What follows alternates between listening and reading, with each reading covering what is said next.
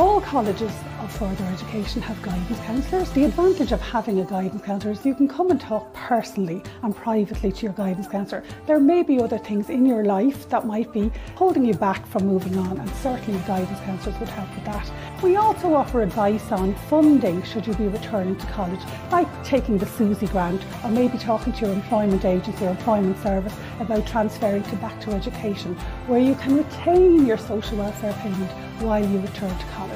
Because I was a single parent and I was on benefits, that made a huge difference because that just took out the finance for me. So my fees were paid and I also had a maintenance grant. Mary Stokes, who was the guidance counsellor who I worked with, was always there for me. I could just give her a call. Phyllis, the guidance counsellor, she always helped me throughout the year in terms of filling out my CEO and giving me any information or advice that I needed when I wasn't sure of what I had to do next. When I got my results, she called me on the day of it actually, and she was over the moon for me. The one experience I remember most was at the very early stage. I think I was only about 2 months into the class, and I was convinced I wasn't up to it. And I remember meeting Phyllis in her office one day.